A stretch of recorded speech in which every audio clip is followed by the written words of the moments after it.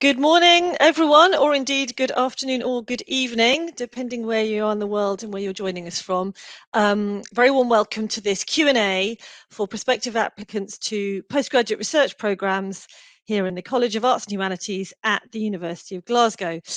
My name is Professor Bryony Randall. I'm a Professor of Modernist Literature in the School of Critical Studies in the College of Arts and Humanities, but I'm here in my capacity as Dean of Graduate Studies for the college, and that means that I'm the academic lead and strategic lead for all of our postgraduate research students across all of our arts and humanities disciplines. That's about 450 people at the moment.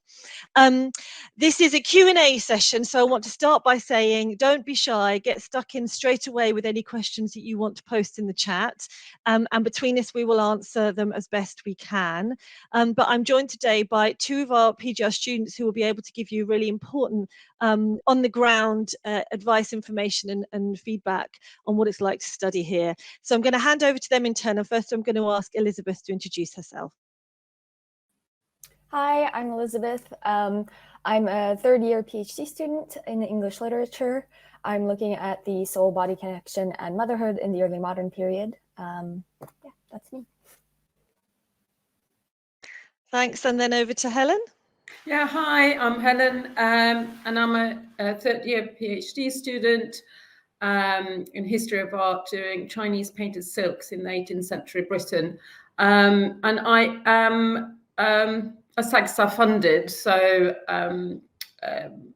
but I started off as self-funded, but now I'm SAGSA funded. And I did my MA very, very long time ago, but my PhD is built on my my work experience, so my curatorial work through the years. Brilliant, thanks very much. So what already from hearing from our two students, you're hearing a little bit about the diversity of our student body here at the University of Glasgow. So I might start by saying a little bit about that. So if you're applying for a research postgraduate degree with us, then we've got a number of options. Most of our PGR students, as we call them, and that's the phrase I'll be using, PGR, postgraduate research students, are studying for a PhD. So that's a minimum of a 3-year full-time research project. And that's what Helen and Elizabeth are studying with us. But there are also research master's programs of a shorter duration, and some of you might be interested in hearing about those or thinking of applying for those. Our student body is incredibly diverse, very international, and increasingly so. It's also important to mention the diversity of not just a kind of international background, but as Helen's mentioned, a number of our students come to us after a time in a professional context where they want to advance their research on the back of that professional context. We also obviously have students of all kinds of ages, people who are coming to us with families, with a range of commitments outside their study. So our approach to supporting our PhD students is really about seeing them as a whole person. Our aim is our priority is always the well-being of our students and assuring we attend to that in order to support their success on our postgraduate research programme, which is obviously why they're here with us. I just want to reiterate, if it hasn't already been mentioned, how incredibly important it is that you make contact with supervisors in advance of application. You need to have at least one named supervisor who's willing to support your application for there to be any chance of success in your application. And also, it's really important to have those conversations to understand a bit about how your research proposal is looking. Sometimes supervisors will even spend a little bit of time helping you to improve it, making suggestions. But the aim is to get you matched up with the very best supervisor, and eventually supervisors, plural, as you'll have heard, to make sure they can support you with your program. So that's absolutely crucial. You'll have probably already been given the link, but there's a Find the Supervisor system. And what we always recommend is that if you see someone who you think is in your area, and by your area I don't mean, so I work in English literature. It's not going to work if you're working in the medieval period or 21st century, because that's not my area particularly. But if you think you've got a particular match with the specialism of your potential supervisor, then you email them with a short inquiry, ask if they're open to taking on more research postgraduate students, and send a short research proposal of a couple of pages, maybe 3 at the most, to give them a sense of your area of study, and that's a good starting point for a conversation. I'm going to look at some of the questions in the chat. So somebody's joining from their husband's account, asking what happens if they were to become pregnant during part-time PhD study. So we can suspend study during, obviously, if something happens that's a fantastic thing like a pregnancy or something more difficult, medical difficulty, then there's a mechanism for students to suspend study. So you would simply go on a suspension of study for that period, as is appropriate to you, and then pick your studies back up again when you're able to and ready to return to your studies after that time. So there's a fairly straightforward mechanism for doing that, and I've had, I know of a number of students who've had that happen and worked through the pregnancy and then returning to study very straightforwardly. Nia from Indonesia is asking about doing research in communication and media studies. So we're not really able to answer in detail questions about specific subject areas unless they happen to be ours, which they aren't in this case. What I would suggest, Nia, is simply to have a look at the specialisms in that are indicated on the staff profiles of our colleagues in communication, and think about what your aim is for a research project. You really need to be approaching supervisors with an idea for a project. The single most important factor in success in a PhD is that you've got a project you really want to work on. You are driven to do this research, and so it's not a situation where you can approach someone and say, I think I'd like to do a PhD, what do you think I should work on? That's not the way around that it works in the UK system. You need to already have an idea for something, possibly emerging from your master's, possibly emerging from your professional study, professional experience, that you really want to work on, because the PhD is a wonderful, fulfilling, thrilling experience, but it's hard work, and you have to be driven by that desire to work on this. I really think people haven't looked at this, and they really should. This is what I want to work on. So from that point of view, there are definitely opportunities to study in communications, and we also have some specialism in media studies, but you need to think about aligning your project with the whether your project aligns with the specialisms of supervisors. Elizabeth, Helen, do either of you want to say something about what whether you'd endorse or have other thoughts on that idea that you're driven by the desire to do the research, and that's really at the core of it? Helen, maybe do you want to start? Yeah, I think because you are going to be completely is you, and yeah, in my case, just painted silks all the time, and and going through 18th century documents. You have to have start off with a passion. It might go up and down, but I definitely think you need to have a clear interest in your subject, and kind of because yeah, it is 3.5 years at least of your life. And I still very much, I enjoy every minute of it, and because for me it does feel like a luxury, because as a curator you don't have that kind of luxury, just kind of focusing on one thing. So it's fantastic. And I yeah, unfortunately I have met some over the years that might not have picked the right topic.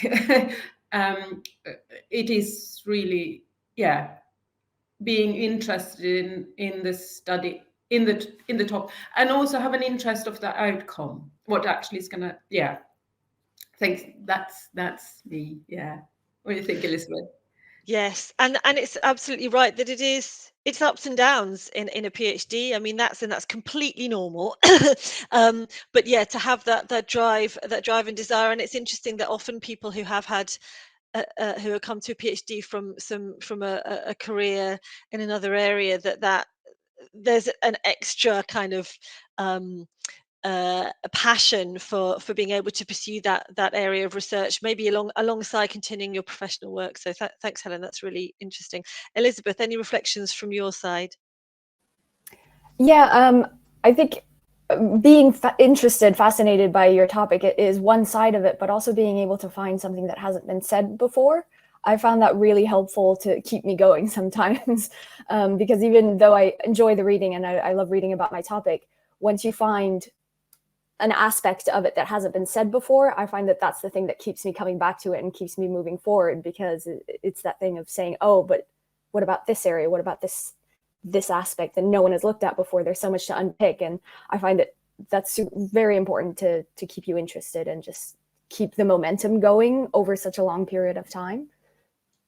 Yeah, thank you. That's absolutely important. And I think that's where, if you have an area that may be emerging from your master's, you think, I think this is, ripe for study. I think it's been neglected.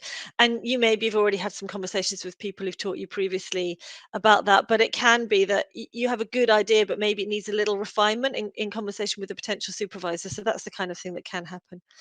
I'm looking at the questions again. Now, Stephen's asking about the process for publishing by thesis. I might ask Stephen, if you're on the chat, to maybe just elaborate a bit on that, because it might be various things you mean. So to write a thesis and then publish it, which lots of people then do. I could talk about that a bit. Do you mean a thesis or a PhD by publication, which is a rather different thing, which is different from the kind of PhD research study that we're talking about here? That's a situation where you've already done the research, you have the publications, and you apply to get a PhD on the basis of that. There's also, of course, publishing while you're taking the PhD. So that's publishing articles or other outputs, book chapters, for example, while you're studying for the PhD. So Steve is asking about PhD by publication. Okay, so there's a mechanism for that. If you look on, it's a bit complicated to navigate, but if you go onto the university website and look at PhD by publication, that should be able to navigate you through. That doesn't involve you doing any, well, it involves you applying initially to say, does this look like I have the research, the publication background to, in principle, possibly get a PhD? And if the initial assessment is that that's the case, then you are enrolled as a student and you have a certain period of time. You have a kind of mentor set to you to help you prepare an essay which frames those publications, to kind of describe how this body of work constitutes the equivalent of a PhD. So if any of my colleagues are able to navigate to the specific regulations for PhD publication, they might be able to share that with you. But that's a relatively unusual way of getting a PhD. But for many people who've already published widely in a professional context, then that is a route that you can go.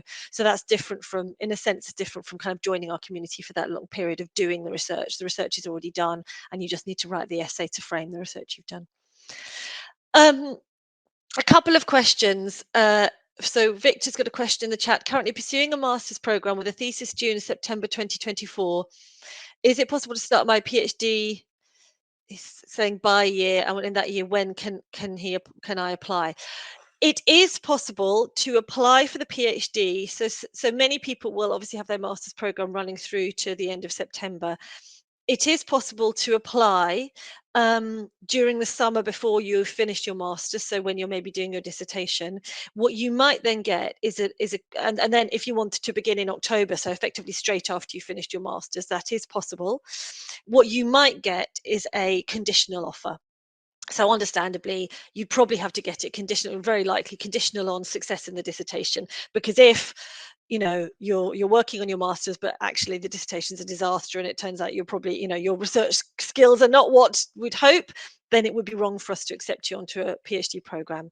So yes, by all means, explore that possibility. You can put in an application, and what you would expect to get is an offer that was conditional on success with the master's. And you just have to be a bit careful about the timing of things like exam boards, and when you know that the final qualification is going to be awarded. Sometimes it's, I believe, and this is really my admissions colleague's speciality, so it might be worth following this up a little bit. Sometimes some kind of statement or reference or approval from your master's tutors might be able to stand in for that final signing off of the degree, but in principle it's possible. Shu Yi, and I'm apologies if I'm mispronouncing these names. Shu Yi Gao is asking, do I need to secure a supervisor before the December 4th, 2023 deadline, or can this process run in parallel with my application? So I think what you probably have in mind there is the deadline for scholarship applications. absolutely you need a supervisor, 100%. The thing you need to secure a supervisor first. The first thing you need to do. It's absolutely crucial, because to have any chance of success in the scholarship application, you have to have a supervisor support. That's just a given. Partly because they actually have to write some of the form if you're successful, but primarily because their expertise will be crucial in you standing a chance of any success in the funding application. So yeah, absolutely, really important to move ahead with that. We've got a little pause in the chat, so I wonder if I might have a kind of open question to maybe Elizabeth first, and then to Helen. Something about what you've experienced so far in terms of the kind of PGR community, meeting other PhD students, how that's been working for you so far. Elizabeth, do you want to go first? Yes, yeah. So it started off very slow because I started in October 2021, so everything was still fairly shut down. So it was a very lonely process. At first, I was at a distance as well. I only arrived in Glasgow in March of 2022. So it was just me in the library. I didn't know anyone. It was very difficult. And with the help of my supervisor and a few other students, I was actually one of the co-founders of the Glasgow Early Modern Society. So that was quite helpful. And we do organize things fairly regularly, meetups, to keep the social aspect. And it's not just in English literature, it's Early Modern Society across the university. So we welcome anyone who's interested. You don't even really need to be studying the period, as long as you're interested in the period and willing to engage with us in it, because that's what we talk about a lot. So that was quite helpful. And I also joined 2 of the university choirs, which are open to the whole university community, which I found quite helpful because I am a mature student. So I was a bit hesitant to join one of the sporting activities, not being 18 anymore, not having that physical fitness. So yeah, I went with the choirs. And I found that really helpful to meet people as well. I do think it's very self-directed. So you need to find whatever it is you're interested in.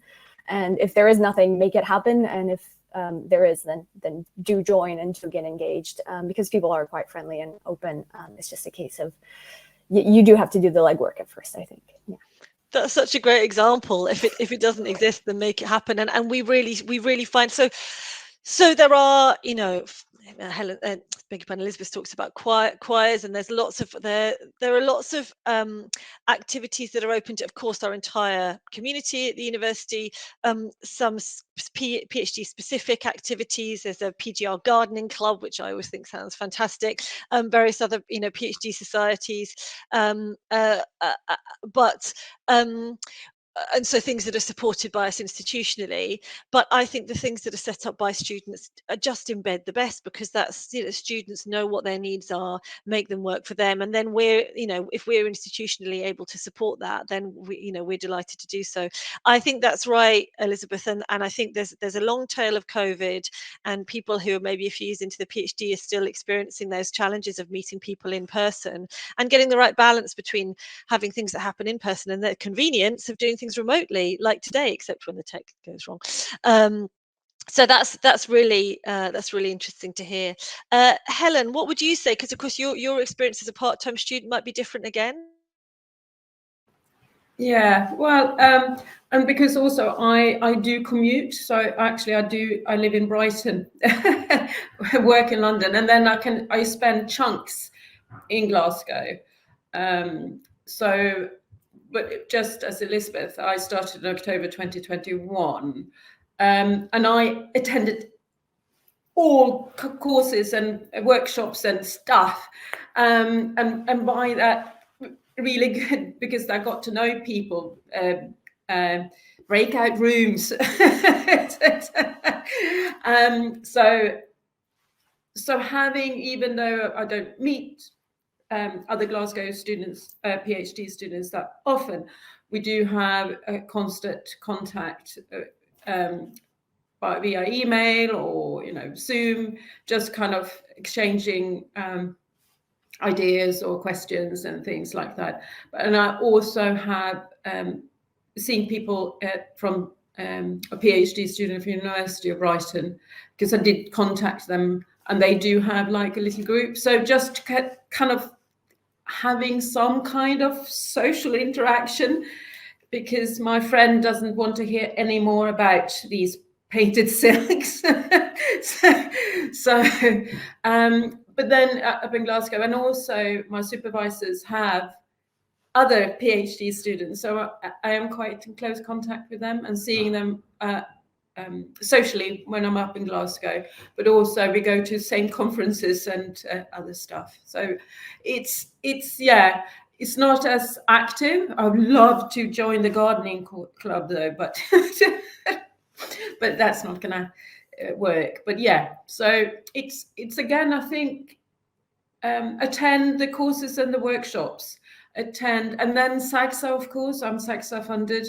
I do attend all of their most of their also funded workshops and residencies, and by that getting to know other PhD students from other universities, which is, I find it really rewarding to getting to know other and hearing about completely different subjects, but you are getting things from them. So yeah, I think it is encouraging.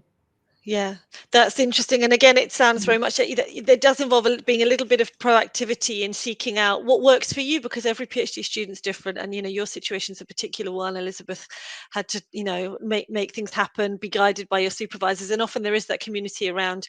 Your supervisor will have other PhD students, and that forms a bit of a community. We should perhaps say a little bit about SAGSA. So this is the way that we pronounce the acronym for the Scottish Graduate School for the Arts and Humanities. So very briefly, because we had a session on scholarships a week or two ago, which some of you may have been at, but very briefly, Scottish Graduate School for the Arts and Humanities is a body which is, as you'll imagine, a graduate school for the whole of Scotland. The SAGSA provide training and other forms of support, such as internships, for all PhD students across Scotland. So as soon as you join as a PhD student at the University of Glasgow in the Arts and Humanities, you are automatically a member of SAGSA. And they have some fantastic training events. They have knowledge exchange hubs. They have really well connected with organizations outside academia. So in in the areas of things like Helen works in kind of, curatorial areas or museum heritage, all kinds of other areas that are of interest to Arts and Humanities PGR students. They do also fund some scholarships. There are very few, I'm going to be honest with you. The vast majority of our students are self-funding. We had of our 450 students, about probably maybe a quarter fund themselves. Sorry, beg your pardon, about a quarter are funded. So if you're here thinking, oh gosh, what if I'm self-funding? I'm the only person. It's not the case. Most of our students are funding their own studies, and that, I'm afraid, is simply the nature of the arts and humanities research postgraduate environment at the moment in the UK. But there are scholarships to apply for, and if you're interested in those, then it's the links there that are being put on the screen by my colleagues. As I've said before, it is vital that, to be honest, you need to be fairly well down that road already, because the application deadline is a month's time, and they are fairly demanding demanding processes. So just it's maybe worthwhile bearing that in mind. I don't know whether maybe just while we're on this topic, Helen, might you say just a word or two about that application process? You were successful in it for the second year and onward of your study. Yeah. So again, yeah. So. It's it is a tough, and I have to admit, as I'm a mature student and been away from academia for a while, it was a new world, and but the process does take a while, and I know that from other SAGSA funded that we all have had the same experience, that it is time consuming. You need your supervisors to help you, because to get be as specific as possible. My advice is, if you're going for it, do bullet points, because then you have to be specific, because that's what they're looking for. I did a mini essay at first. They are not interested. So, and it helps you. So my advice, start with bullet points in all of the questions, and then perhaps, fill it out for the word count, because the word counts are limited and you do want to say so much. So, but it is really useful process, because I can go back and see, oh yeah, of course, that's what I originally said. And actually was a really good, of course it changes, but it is a really useful process in that. For me, it was a useful process, but it is, a month is perhaps pushing it. Then you need to have a supervisor already on board, helping you, because Yes, thanks for that realistic on the ground confirmation. That's right, and the majority of people who apply won't get the scholarship. That's just the stats. But most people do say that the process of applying is nevertheless useful. Now, I'm not saying that you should do it for the sake of it. You need to only do it if your supervisors advise that you genuinely do possibly stand a chance. But nevertheless, once you've done it, because it is a very involved process, then most people do find that requirement to think really in depth about planning your studies, really honing in on the specificity of your research question, what the other thing that the SAGS reform asks you to do is think about what knowledge exchange and public engagement activities. That basically means, it's a bit kind of academic ease, but it basically means speaking to people outside academia, outside universities. So obviously Helen will have a direct link there to galleries and so on through her work, but to the public in any form, whether that's visiting schools, whether it's maybe speaking to policymakers in some areas, maybe it's speaking to innovators in other heritage quite often. So the form can be useful in thinking about what other dimensions of your PhD you're going to be exploring during the time you're here. I want to make sure that I do answer the question. So April's asking if every PhD student is offered a GTA position. GTA is a graduate teaching assistant position. So that means, and that's the majority of the teaching of our first and second year undergraduates is done by GTAs, which are almost exclusively our PhD students and some postdocs. The answer is all PhD students are offered the opportunity to apply. And as you'll imagine, because these are students being taught, there does have to be a quality control. So there's an application process and an interview, and if you pass that, and the subject area can see that you will be able to teach undergraduate students, then you'll be offered the GTA position. But obviously we can't just hand them out to people without the kind of sifting process. Elizabeth and Helen, do either of you have GTA experience? Elizabeth, do you want to talk about that a little bit?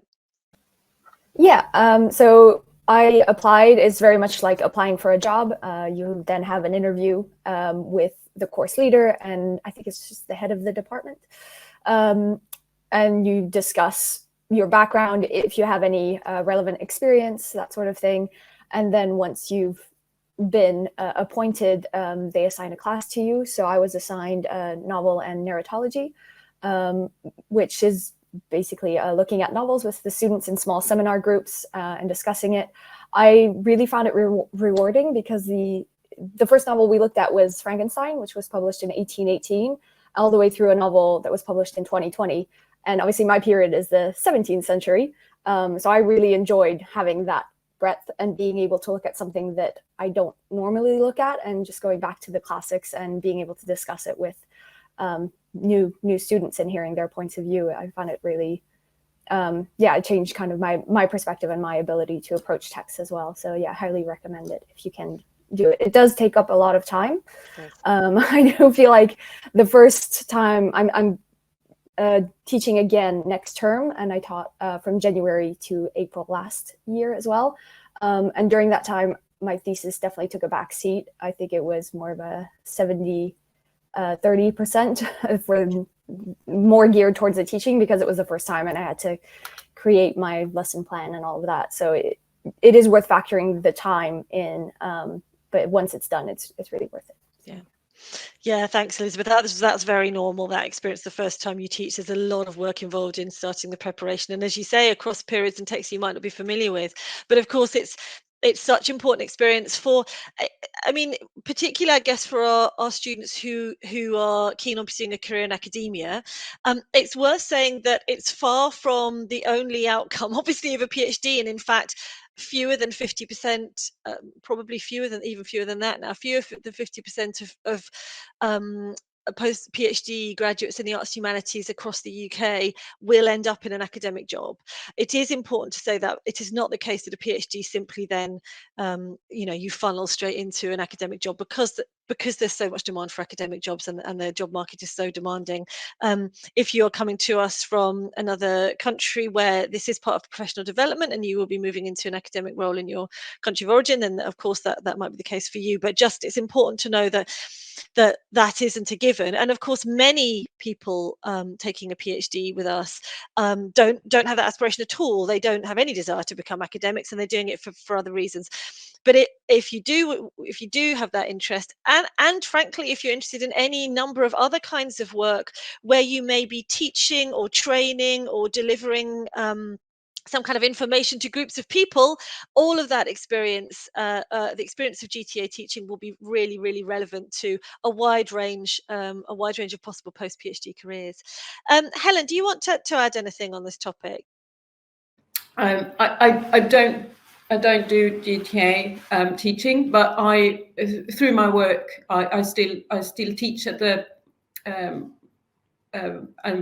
for an academy. So I do that. I do recommend, and I do also cover for the object material culture at the Glasgow, which is again related to my experience. So I was creating foreign fashion lecture and object handling, how to look at objects. But I, as Elizabeth, I do recommend doing it, because it makes you also reflect on how you deliver. It's an impact, and how to present facts, or what you want to tell in a good way. And also, you do get lots of questions which you haven't thought about, which is great, because you learn from it. So yeah, I think it is recommended, if possible. Yeah, in some way. Yeah, absolutely. Those questions are what, and there's a kind of barrier to get past. I certainly found that when I started teaching, when you'll get asked a question, you'll think, I'm the teacher, I must know. And often you don't know. And you have to go, that's so interesting. I really don't know the answer. Maybe you could look into that for next session. That's always a good, but you're right. The process of thinking about preparing material, sharing it with different audiences, and then of those audiences coming back at you from a different perspective is so enriching. Could be for your own research, or just in general in terms of thinking about how you share material with people. So thanks very much for that. I'm going to go across to the chat now, where we've got a question from Kenyash Amir, who's saying that they don't have a published journal. Will they be accepted to study in a PhD? Absolutely no problem at all. No problem at all if you're not published. In fact, it's very unusual for people to already be published, assuming they've come straight from a master's. Now, of course, people who have got a professional background in a certain area where they maybe have published through their professional work. Helen may have already published in her capacity as a curator before starting a PhD. But for the vast majority of our students, very few people publish as part of their master's program. What does happen is that we want to support you to publish while you're studying your PhD. And for most people, the kind of standard route for that might be, you might start by presenting a conference paper at a postgraduate conference. We have a postgraduate conference here in the College of Arts and Humanities every year. That's a nice way to start. There might be postgraduate conferences elsewhere you start with. You might deliver that at a bigger conference, or you might think about developing that then into a journal. And you might start with a postgraduate journal again, or you might aim your sights elsewhere with another specialist journal. And again, you'll be led by and guided by your supervisors as to how to start building on disseminating, as we put it, disseminating your research either through conferences or through publication. We've also got our own, we've got a link under the screen just now. We have our own postgraduate journal, eSharp, where a committee of our own postgraduate research students are the editorial committee for that publication each year. So these are peer-reviewed research articles that are published. We also have the Kelvin Grove Review, which is a review journal. So then if you want to, again, start with something a little bit more light touch, you can write a review, usually of an academic work, but all kinds of things. So those are the kind of opportunities to support people to publish while they're on program. As usual, I think I'll hand over to our students to talk about that a little bit. Maybe Helen, you'd like to start by talking about publishing and your experience of it. Yeah, I sit here and I'm reminded that I have to publish. Well, yeah, no, you're right. Through my curatorial work, I have published a lot. So I've done books and things, but actually, and I need to do now something from a PhD, as I said that in my SAXA application, and but yeah.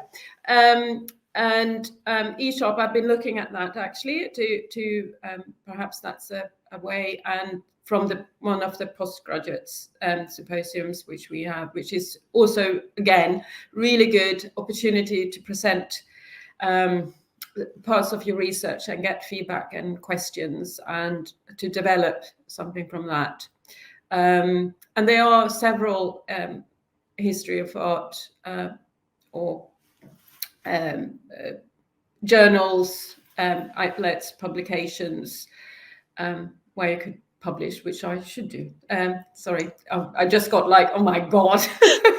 This is happening in real time. Is Helen's like Yes. publication anxiety? I didn't mean for that to happen.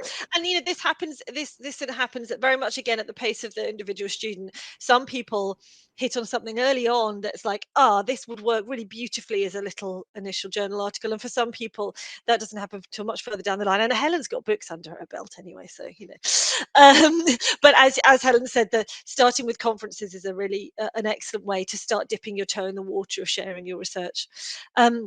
Elizabeth, anything you'd like to add? Yeah, so when I started my PhD, I had a break between my MA and the PhD, during which I worked in theater. So I had publications there, but none of them were academic. They were online publications. So I came into this very much as well without what you would officially call publications. I did find something quite early on. So I am working towards a publication now, towards submitting the first draft. But it takes a long time. It takes a while to, first of all, find what it is that's worth publishing. I didn't decide this myself. It was very much through conversations with my supervisors as well. And now I'm in the process of writing the first draft to then submit it to a journal. And then, but yeah, I think my supervisor wasn't expecting me to have a publication. I didn't get that feeling when I first started out. And it was very much through the development of the chapters, finding something that was worth bringing forward to a journal, that then this process has been started. But yeah, it's a long process. It's a lot of extra work as well. But it is exciting, and I'm looking forward to finally getting it done and seeing it out there. So, yeah. Well, that's good. Well, congratulations. I just kind of want to say that also for quite a few journals now, I discovered that the peer review process has become quite rather long. Just so everyone is kind of aware of it. Yeah, it's interesting how it's become very time consuming, but don't give up. Yes, yeah. Absolutely. So that's true. And so if you submit, I mean, academic publishing is a long drawn out process. And if you submit an article for publication, if you get it published in a year, you're doing well, because it has to go through peer review. And so that means other academics will read it and give anonymous feedback. You might be asked to revise it, and then you might send it back for a second peer review, and that might take a few weeks or months to go through. So what that means is that we certainly aren't saying publish, at a rate of knots, because that's simply not possible. But whereas Elizabeth described, something appears that really looks like it could do really good work as a journal article, then we want to do all we can to support you with that. There's a question in the chat from April, hi again, about how to approach a potential supervisor. And now it may be that there was a bit of conversation about this early on that I missed when I had fallen off the call. But what I will do is hand over, I think, first of all, to the students to talk about their experience, and then I can maybe fill that out with any general advice we've had. So let's go with Elizabeth first to talk about how you found your supervisor, then Helen, and then I'll pick up with any other thoughts. Yeah, I mean, it is a long process, and I started off by looking at locations that I was interested in going, and at those universities, looking through any potential supervisor. So it was a painstaking process of just going through every staff member essentially and looking, do they supervise? What do they supervise? What have they supervised in the past? Is there any commonalities with what I've been doing? And then I spent a lot of time drafting the email. It wasn't just a quick email, hi, hello, how are you? I spent months doing the research. What was it that I actually wanted to propose? What would my proposal be? I know, Bryony, you've given the opposite advice to what I did. I didn't know this, but I didn't want to overwhelm the supervisor with too much information. So I sent an email with no attachments, outlining, maybe two paragraphs about what my proposal would be, and just to see, would this be something you would be interested in? If so, let me know, and then I'll give you my CV and a longer proposal and all of that. So that's how I went about it. It worked. I only received very kind replies from my supervisor as well as other potential supervisors, and then went from there. Yeah. And as you say, I mean, that's also absolutely fine. I mean, I'm happy to have anything from a few paragraphs that outline the area of research, as long as it gives me enough of a sense that this is a person who does have, there is a research project sitting here somewhere. I'm happy to have that. And I'm happy to also have, I've taken the liberty of attaching my research proposal if you'd be interested to look at it. And that's also absolutely fine. What wouldn't work is I'm interested in working in modernist women's writing and writing a PhD in it. Do you have any ideas? No. Also, here's my 20-page research program. That too much. So, but in the sweet spot in the middle, absolutely. And I'm very glad that you had kind responses and that was a productive process for you. Helen, how about you? So yeah, mine was maybe a bit easier because I knew what I wanted to do. It was quite clear my topic, and it had to be in a collaboration because that's what I do with the conservation at Glasgow. And the conservation studies there, and I've been working in my past with my supervisor and the collaboration. So that's how, but I did the kind of same thing, of course, because my supervisor is very professional. So it was two paragraphs saying, this is what I want to do. Do you think it's worth exploring this? And then she said, yes, please write me, A4. and from that, and she said, yes, that would be interesting. And I would recommend you contact this person as a second supervisor, which I did not know. So that's kind of, and I did the same process with the second supervisor to just get that. And also, that's kind of also the thing. The third supervisors, I went to an online lecture, and I just thought, oh my gosh, it's just talking exactly what I'm looking for, and again approached that way. So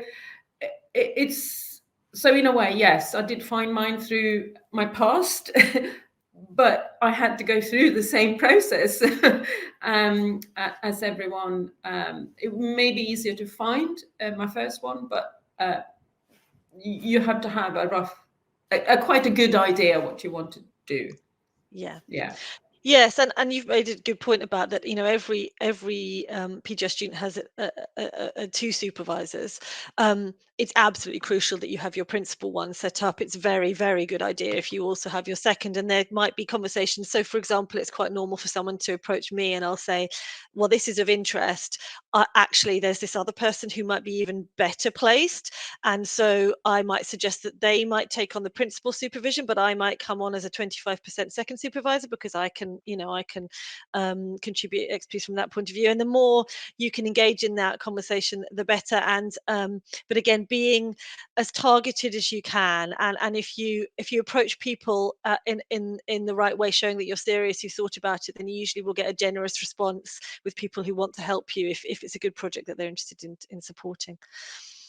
We've got about just under 10 minutes to go. Charlie's asking if it's possible to get full scholarships for PhD. Now, Charlie, I don't know, you might not have been around when I was talking about this earlier on. Yes, Helen has one, and it began after the first year of her PhD. The funding landscape for PhD students in the arts humanities in Glasgow is this: that most of our scholarship funding comes from SAGSA, the Scottish Graduate School for the Arts and Humanities. They distribute about 50 scholarships across all the arts and humanities disciplines across all of Scotland. So that's the kind of numbers we're talking about. Every year there's a competition, so it's not that Glasgow get a certain number allocated with it. All of the applications go into a national assessment body. We've been fortunate, stroke worked hard, stroke been very good and successful in the past, so we tend to get around 15, 16, 17 successful scholarships a year, but that is across all of the arts humanities disciplines, and it's important for me to just say that in terms of just the realism of it. But we do get them, and so the very, very strongest applications are supported by our potential supervisors. We've said, Charlie, we explained this earlier on, that if you are thinking of applying for funding through that mechanism, the important next deadline is just under a month's time, and you need really ideally to be quite far progressed with that process now, because the application process is so demanding. That's really the main funding stream. We do have college scholarships which vary year to year in terms of how many we're able to offer, but details about that can be found if you click through the links my colleagues are putting here.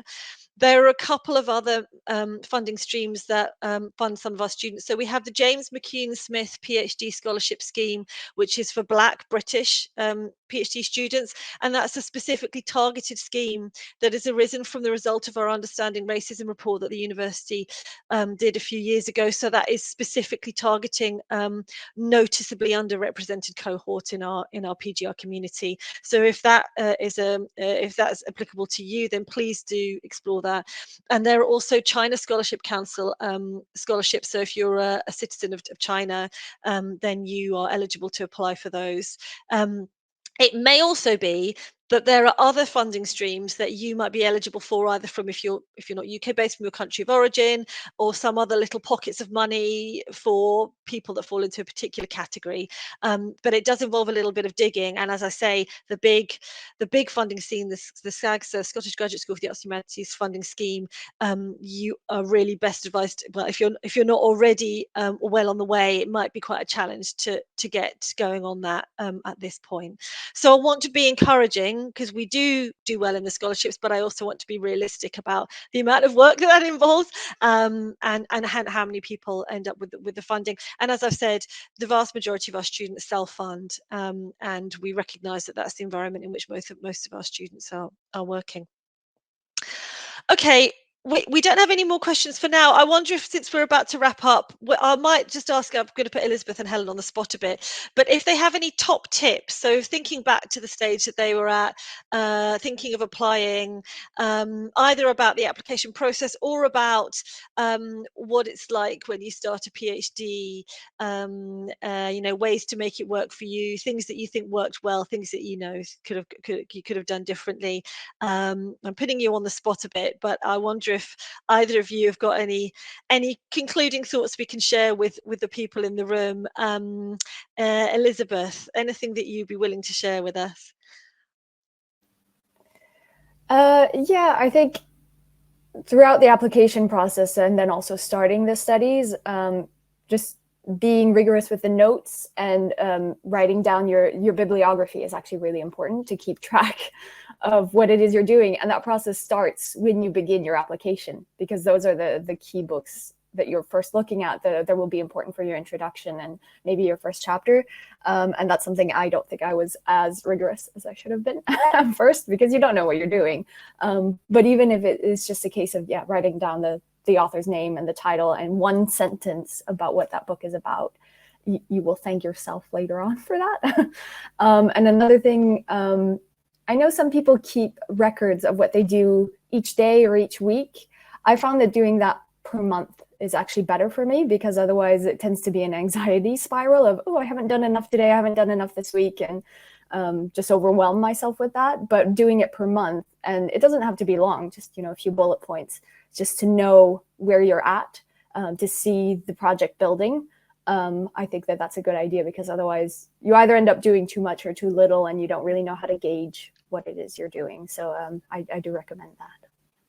That's such great advice, and that's very interesting, because the PhD is quite an amorphous beast, and at any one time you're working on the PhD, but you might also be taking some training, you might be teaching, or at another time you're not teaching but you're preparing a journal, and maybe you've got a kind of knowledge exchange activity you're preparing a talk to a college, or you're maybe running a workshop with somebody. So there's a lot of things to keep in the air, and that's a really interesting idea to have that kind of regular reflection on what you've achieved and to see it building. So that's really interesting. Helen, any final thoughts from you? I completely agree with Elizabeth. Yeah, make sure you write everything down, what you've done, because and also because at the end of the year you have to do the APR, which is annual progress review. And the first year I attended lots of online workshops and training, and then I had to kind of go back because I hadn't written everything down. So please, remember to, as Elizabeth say, I don't do daily or weekly write-ups either, but monthly, just kind of reflect what you've done, what you attended, how much you've written, what have you written. And at times you're eating an elephant. But if you're just thinking, okay, that was the tail, let's get the trunk now, and then it is not so overwhelming. I have to remind myself of that. That's such a lovely metaphor. I mean, it's usually delicious, this elephant. I mean, some bits are easier to digest than others. And the metaphor could be extended. Yeah, absolutely. It is, and that's what makes it so rewarding. And by the end of it, you talked about this earlier on, Helen, is the eye on the prize. Is by the end of it, you'll have written this significant contribution to knowledge. You'll be the expert, the world expert in that field. But the process, it's a process, and these are really helpful practical suggestions for getting through that. Okay. In that case, I think we've had some great final thoughts. Thank you so much, everyone, for being here, for your questions.